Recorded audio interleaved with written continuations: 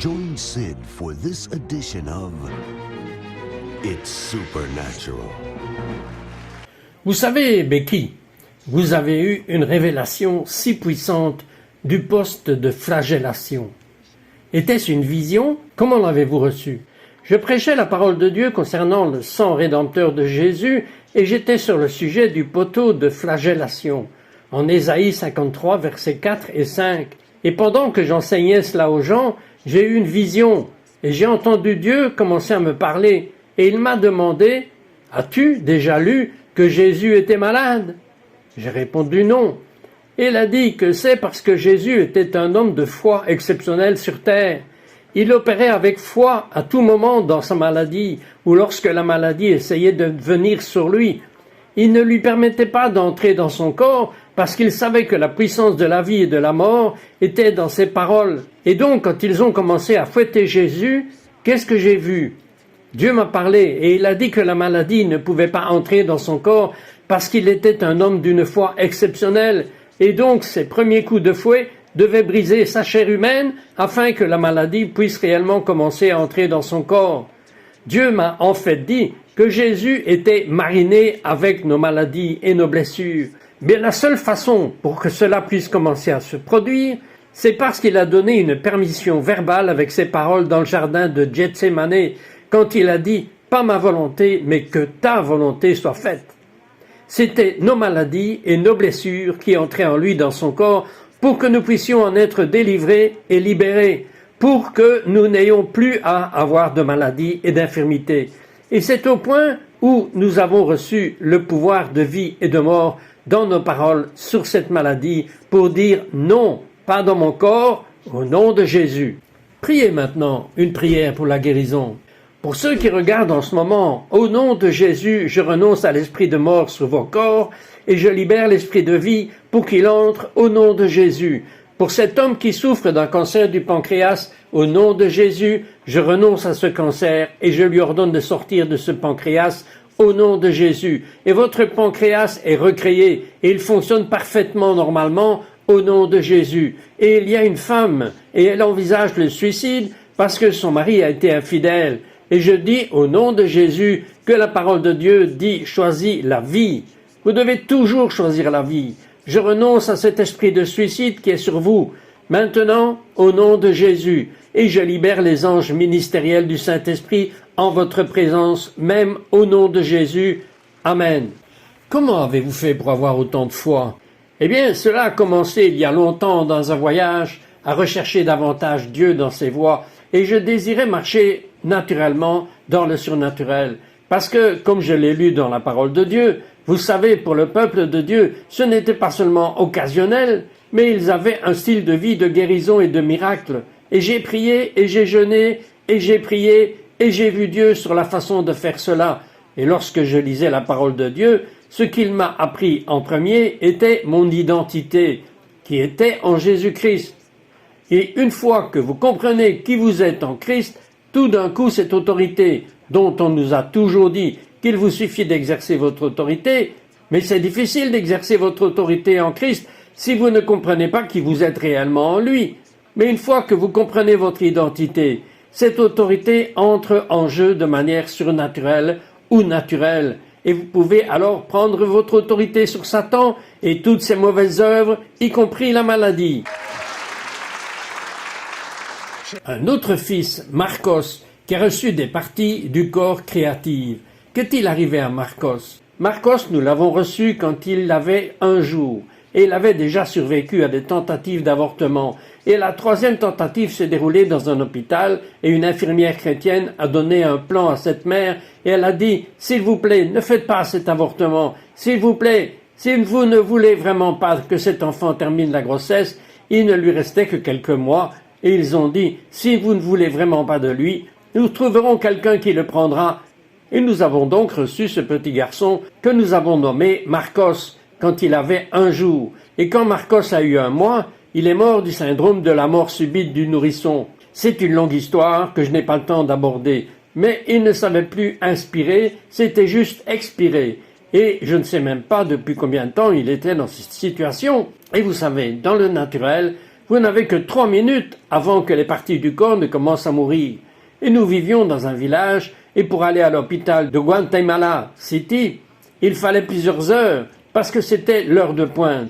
Donc mon mari a dû se rendre dans une ville voisine, et les hôpitaux là-bas n'ont pas d'équipement. Les gens ne sont pas formés aux nécessités de base. Et quand quelqu'un ne respire pas, de quoi a-t-il besoin? D'oxygène. Il n'avait même pas d'oxygène, et donc ils l'ont envoyé dans un autre hôpital. Marcos ne respirait plus, il était tout bleu. Il a trouvé cet hôpital, et là ils ont attrapé Marcos hors des bras de David, et ils ont couru dans les escaliers, et mon mari les a suivis, et il n'avait pas d'équipement, donc il travaillait juste sur lui manuellement. Mais trop de temps avait passé, et il y avait tellement de pression à l'intérieur de son cœur et de ses poumons qu'ils ont littéralement explosé en morceaux, et ses poumons sont sortis en petits morceaux de son nez avec du sang, et ils l'ont déclaré mort. Je n'avais aucun moyen de le savoir, parce qu'à cette époque nous n'avions même pas de téléphone portable. Mais ce que j'ai fait, dès qu'ils ont franchi la porte, j'ai commencé à prier en langue. Il y a un pouvoir prophétique lorsque nous prions en langue. Je connais beaucoup de chrétiens qui hésitent, mais c'est un outil dont nous avons besoin pour revenir aux bases et commencer à opérer dans le royaume prophétique et utiliser chaque don qu'il nous a donné. C'est puissant. Et je priais dans l'esprit. Et j'ai prié longtemps dans l'esprit, jusqu'à ce que je fasse irruption dans le royaume de Dieu, dans le royaume tangible de Dieu. Et il a appelé mon nom, juste comme je vous parle. Et il a dit, Becky. Et j'ai dit quoi? Il a dit, tu devais lutter contre l'esprit de mort à propos de Marcos. Maintenant, je n'avais aucune idée de ce qui se passait. Je ne savais même pas qu'il avait été déclaré mort. Mais je savais juste que la situation était mauvaise. Et donc je me suis entendu dire, au nom de Jésus, je renonce à l'esprit de mort à cause de Marcos. Maintenant, je libère l'esprit de vie. Et puis j'ai entendu l'esprit de Dieu me dire, et de manière audible, maintenant, Becky, tu dois parler à l'esprit de Marcos directement. Si personne ne m'avait jamais appris cela, à part pendant toutes les prières et le jeûne, je lisais dans la parole de Dieu que Jésus avait prononcé la parole et que les gens étaient guéris. Et donc, je n'ai pas remis en question ce que j'avais entendu faire de l'Esprit de Dieu. Je me suis entendu dire ces paroles, Marcos, je sais que dans le domaine physique, il y a une distance entre nous, mais dans le domaine spirituel, il n'y a pas de distance. Marcos, j'ai besoin que tu commences à respirer par toi-même. Je ne savais pas ce qui se passait. J'ai dit, Marcos, j'ai besoin que tu commences à respirer par toi-même maintenant. Et j'ai dit, respire, respire, respire. Et cet Esprit de Dieu, cette pièce m'est venue d'une manière si tangible, et ce n'était pas le sentiment que c'était un endroit tangible avec Dieu, cette paix qui dépasse toute compréhension. C'était en sa présence, et comme nous devions le découvrir des heures plus tard, lorsque mon mari est venu me chercher et que quelqu'un avait surveillé tous les enfants pour que je puisse aller là où Marcos était, mon mari a commencé à me raconter l'histoire, et Marcos avait été annoncé mort, juste comme je l'avais dit, et personne n'essayait même plus de travailler avec lui. Il gisait juste dans son sang qui coulait de lui, avec des morceaux de ses poumons. Et ils ont accompagné mon mari dans une autre partie de l'hôpital, où il a dû signer des documents pour que le coroner puisse venir faire son travail. Et le Saint-Esprit m'a parlé dans ma chambre, et il a dit, « Dis ceci maintenant », et j'ai fait ce qu'il a dit. Et sorti de nulle part, personne ne travaillait avec Marcos. Il n'y avait pas d'équipement médical. Il n'en avait même pas. Et tout d'un coup, Marcos a pris une grande respiration. Et les médecins et mon mari et tout le monde s'est retourné. Ils ont dit « Quoi ?» et ils sont allés en courant vers lui. Dites-moi comment quelqu'un dont le cœur et les poumons ont explosé en morceaux et était mort, comment pouvait-il respirer? C'était l'esprit de vie, parce que j'ai renoncé à l'esprit de mort et je lui avais ordonné de sortir de son corps et j'ai libéré cet esprit de vie et il a commencé à respirer par lui-même. J'ai une très longue histoire, mais nous avons cru à un cœur recréé et nous l'avons reçu. Nous avons cru à un ensemble de poumons recréés et nous l'avons reçu. À des reins recréés, nous les avons reçus. Et à un cerveau recréé, et il l'a reçu. La guérison est juste pour moi mon ministère.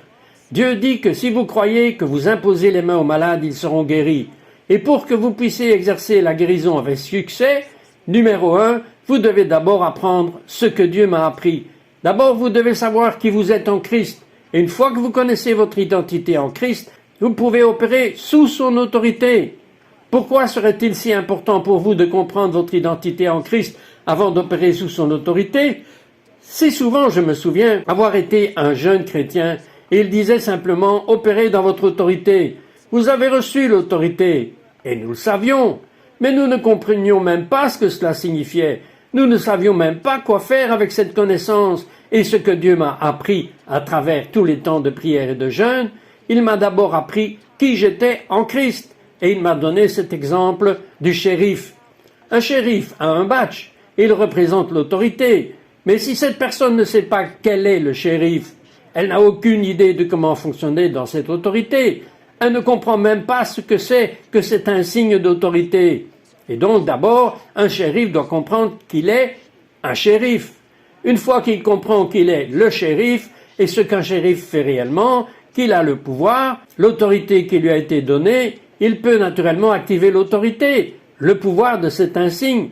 Et c'est ce que nous devons faire. Nous devons savoir que nous sommes en Christ dans la mesure où Genèse 1, versets 26, 27 et 28 disent que Dieu nous a créés à son image. Ce mot image signifie image miroir. Le Nouveau Testament dit que tel Jésus est, tel nous sommes sur cette terre. Beaucoup de gens croient « je serai guéri quand je serai au ciel ». Et je dis non, vous ne le serez pas. Il n'y a pas de maladie à guérir au ciel. Vous n'emportez pas vos bagages terrestres avec vous. C'est ici, sur cette terre, que vous devez opérer dans cette autorité et avoir la domination et soumettre le pouvoir de Satan sur cette terre. Et donc, vous devez d'abord connaître votre identité en Christ et ensuite l'autorité de Christ. Et puis avec l'autorité, avec le pouvoir de la foi, vous libérez le pouvoir prophétique et de guérison de vos paroles. Parce que chaque parole que vous prononcez, soit prophétise la vie, soit prophétise la mort.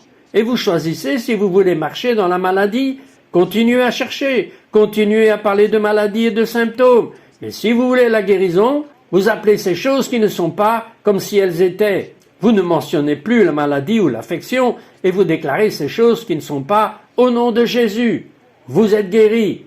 Et vous êtes guéri au nom de Jésus. Et c'est ainsi que vous prodiguez la guérison et les miracles aux gens par la foi.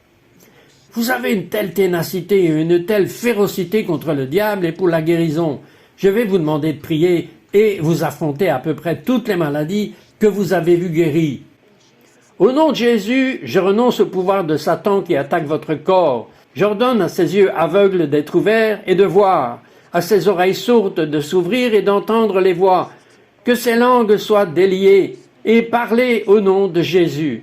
Nous ordonnons que l'épilepsie disparaisse et que les cancers disparaissent au nom de Jésus. J'ordonne que toute l'arthrite de ses corps et les os brisés soient réparés au nom de Jésus. Des miracles créateurs. Le cerveau est recréé. La mémoire est restaurée à 100% au nom de Jésus. Et les colonnes vertébrales sont réalignées au nom de Jésus. Et les os tordus sont redressés et entiers pour la gloire de notre Dieu.